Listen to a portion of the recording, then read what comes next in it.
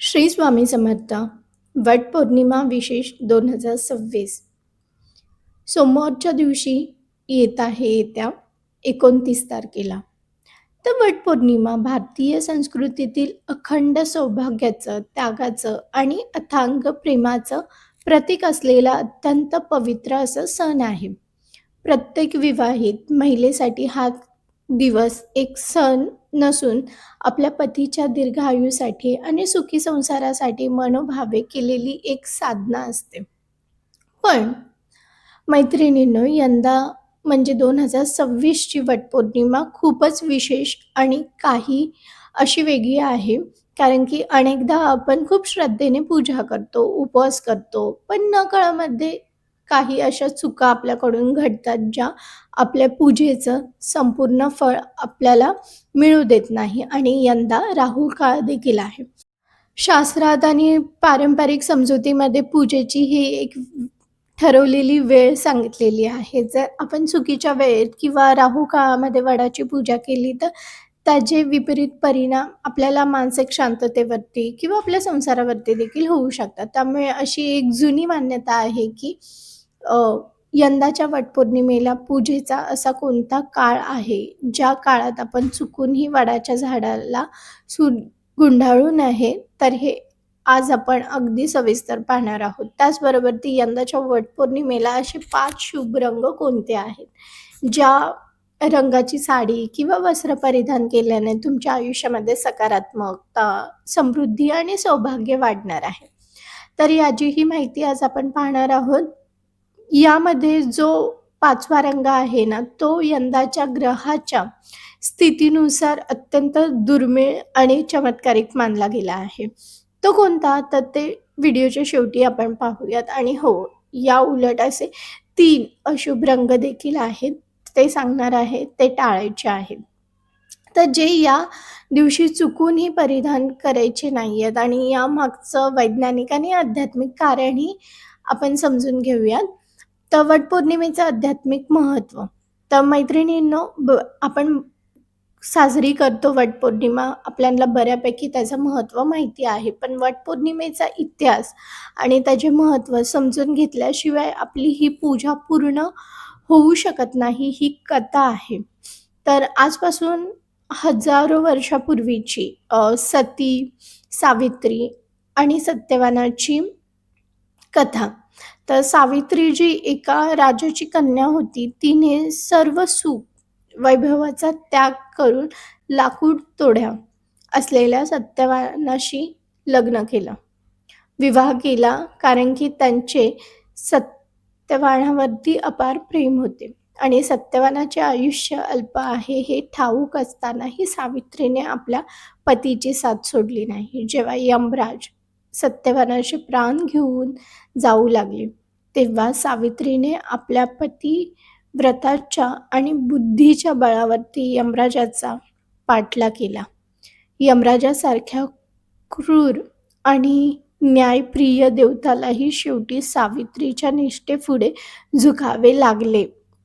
त्याने यमराजाकडून आपल्या पतीचे प्राण परत मिळवले आणि आपल्या सासू-सासऱ्यांचे गेलेले राज्य आणि दृष्टीही परत मिळवली. ही कथा केवळ एक चमत्काराची नाहीये, तर ती एका स्त्रीच्या आत्मबळाची, तिच्या संकल्पनेची आणि पतीवरील अतूट विश्वासाची साथ आहे. तर आता विचार करा, की सावित्रीने सत्यवानाचे प्राण कोणत्या झाडाखाली परत मिळवले होते? तर ते झाड होते वडाचे झाड, म्हणजेच वटवृक्ष. हिंदू धर्मात वडाच्या झाडाला साक्षात त्रिदेवाचे रूप मानलेले आहे आणि वडाच्या मुळांमध्ये ब्रह्मदेव, खोडामध्ये भगवान विष्णू आणि फांद्यां व पानांमध्ये देव शत्रू विनाशक भगवान शिव निवास करतात. तर अशी मान्यता आहे, की वटवृक्ष हा अक्षय असतो. तो शेकडो वर्ष जगतो आणि त्याच्या पारंब्यात जमिनीमध्ये पुन्हा रुजून नवीन झाड तयार होते. म्हणूनच ज्याप्रमाणे हा वटवृक्ष चिरंजीव आहे, त्याचप्रमाणे आपल्या पतीचे आयुष्यही दीर्घ असावे आणि आपला संसार या वडाच्या झाडासारखाच बहरू दे या भावनेने विवाहित महिला वडांची पूजा करतात. तर वटपौर्णिमेच्या दिवशी ही कथा ऐकणं देखील खूप महत्त्वाचं आहे. जेणेकरून आपण जे करतोय त्याचं महत्त्व माहीत असायला हवं. आणि 2026 मध्ये आपण पाहणार आहोत की शुभ मुहूर्त. तर मैत्रिणींनो, कोणताही धार्मिक काळात कार्यामध्ये वेळ याला महत्त्व आहे आणि योग्य मुद्द्यावरती केलेली पूजा नेहमीच मनाला शांती आणि योग्य फळ देते.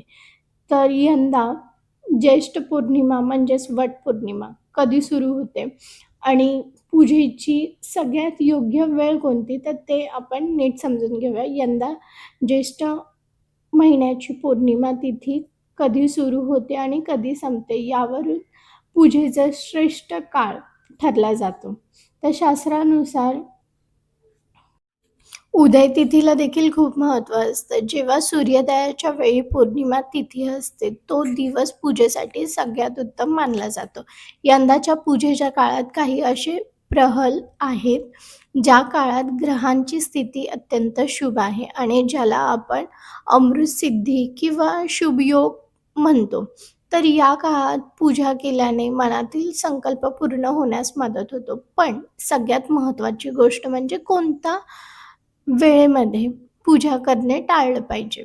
कारण की पारंपरिक धार्मिक मान्यतेनुसार दुपारी 12 ते 1:30 च्या वेळेचा काळ किंवा ज्या दिवशी राहू काळ असतो, त्या दिवशी विशेष वेळेत पूजा करणं टाळलं पाहिजे आणि राहू काळात कोणतंही शुभ कार्य केलं जात नाही. ते वर्ज्य मानलं जातं. तसेच सूर्य मावळल्यानंतर म्हणजेच प्रदोष काळ संपल्यानंतर रात्रीच्या वेळी वडाची पूजा कधीही करू नये.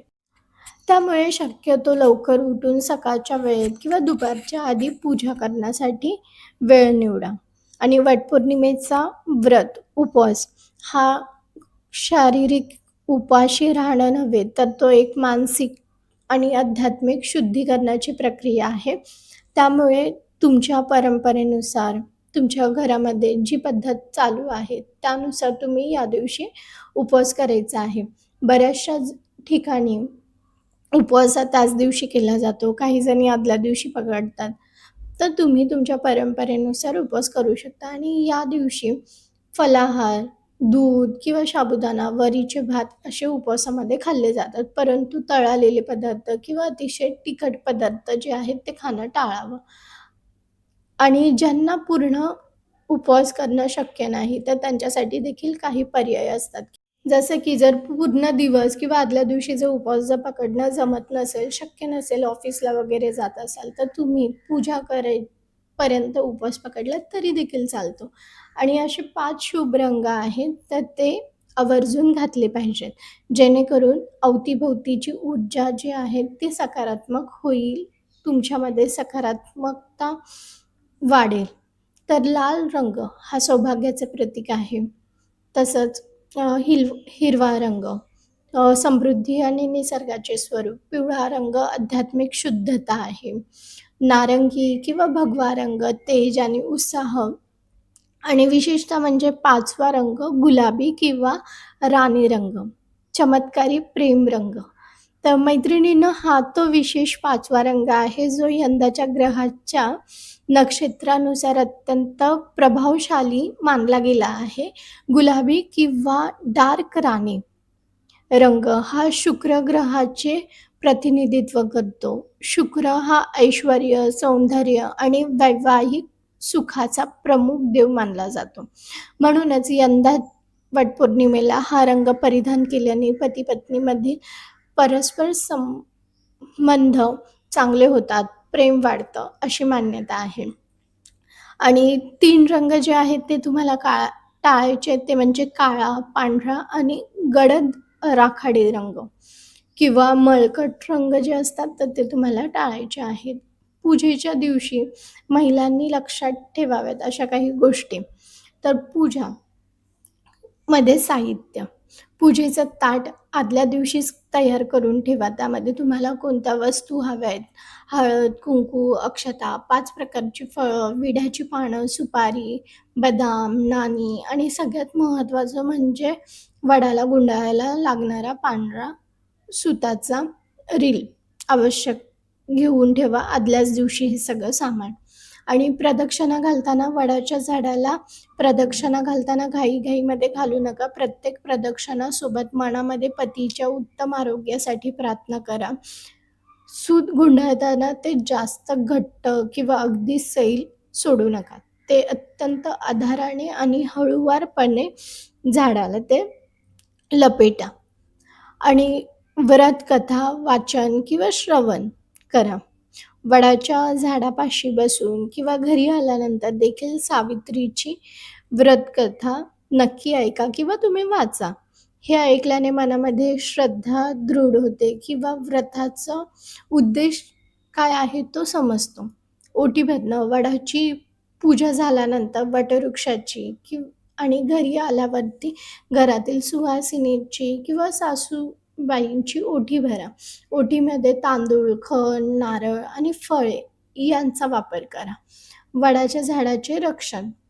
आजकाल अनेक ठिकाणी वडांच्या फांद्या तोडून घरात आणून पूजा केली जाते. शास्त्रानुसार जिवंत आणि जमिनीवरती असलेल्या वडाच्या झाडाची पूजा करणं श्रेष्ठ मानलं जातं. निसर्गाला हानी न पोचवता पूजा करणं हाच खरा धर्म आहे. आणि ज्येष्ठ स्त्रियांचा आशीर्वाद घ्या. पूजा संपन्न झाल्यावरती घरातील जे मोठे आहेत, सासू, आजी किंवा इतर ज्येष्ठ सुवासिनी स्त्रियांच्या पाया पडून त्यांचा आशीर्वाद घ्या आणि त्यांच्या मुखातून निघणारे जे सौभाग्याचे आशीर्वाद आहेत तर ते तुमच्या आयुष्याला नेहमीच संरक्षण देते. या दिवशी जे तुम्हाला शक्य असेल ते गरजूंना दान करा. आणि सगळ्यात महत्त्वाचं म्हणजे 5 चुका टाळायच्या आहेत. घाईघाईमध्ये पूजा करणं टाळा. संकल्प विसरणं. बऱ्याचशा जणी आजकाल फोटो काढणं, व्हिडिओ काढणं यामध्ये आपण पूजा करतोय तर त्याचा संकल्प बोलणं हे विसरलं जातं. त्यामुळे पूजा जर करत असाल तुम्ही तर तुमचं पूर्ण लक्ष त्या पूजेमध्येच असलं पाहिजे. चुकीची पद्धत म्हणजे पूजा करण्याची. बऱ्याचशा जणी घाईमध्ये काही गोष्टी विसरून जातात आणि चुकीच्या पद्धतीने पूजा करतात. कारण की आजकाल सणांचे स्वरूप सोशल मीडियापुरते मर्यादित होत चाललेले आहेत. फक्त फोटो काढण्यासाठी किंवा दिखावा करण्यासाठी पूजा करू नका. अंतर्गत मनातून आलेली भक्तीची भावना देवापर्यंत पोचते. आणि पूजेनंतर नियमांकडे दुर्लक्ष. पूजा झाल्यानंतर लगेचच रागवणं, घरात वाद घालणं किंवा कोणाचा तरी अपमान करणं या गोष्टी टाळा. अपूर्ण माहितीवरती विश्वास ठेवणं. कोणत्याही व्हॉट्सॲप मेसेजवर किंवा अफवांवरती विश्वास ठेवू नका. मनात भीती बाळगू नका. हे नाही केलं तर अनर्थ होईल अशा भीतीपोटी पूजा करू नका. देव हा प्रेमाचा भुकेला असतो, भीतीचा नाही. तर वटपौर्णिमा हा केवळ एक दिवसाचा उपवास नाही आहे तर तो 7 जन्मांच्या सोबतीचा विश्वासाचा धागा आहे. सावित्रीने केवळ आपल्या निष्ठेच्या बळावरती मृत्यूच्या दारातून पतीला परत आणले होते. आणि आजकाल आधुनिक काळातही एका स्त्रीच्या प्रेमात आणि प्रार्थनेत तितकीच शक्ती दडलेली आहे.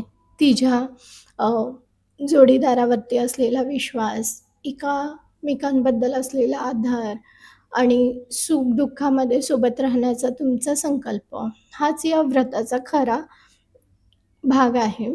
त्यामुळे तुमची जी प्रार्थना आहे तर ती तुम्ही मनापासून करा या दिवशी. आणि वडाचे ते सूत जेव्हा तुम्ही झाडाभोवती गुंडाळता ना तेव्हा ते केवळ एक सूत नसून तुमच्या संसाराला जोडणारा प्रेमाचा रेशमी बंध असतो. तर तुमच्या संसाराला कोणाचीही नजर न लागो तुमचे वैवाहिक जीवन प्रेम, आनंद आणि समृद्धीने भरून जावो हीच साक्षात त्रिदेवाच्या चरणी आणि वटवृक्षाच्या चरणी प्रार्थना. आणि तुम्हाला आजची ही माहिती, ही कथा, हे विचार कसे वाटले तर ते कमेंट्समध्ये नक्कीच सांगा. ही माहिती आवडल्यास हा व्हिडिओ तुमच्या फ्रेंड सर्कलमध्ये, फॅमिलीमध्ये एका मैत्रिणीपर्यंत जरूर पोहोचवा, जेणेकरून त्यांना देखील माहिती मिळेल. आपण लवकरच भेटूया अशाच काही उपयुक्त माहितीसह. तोपर्यंत धन्यवाद. श्री स्वामी समर्थ.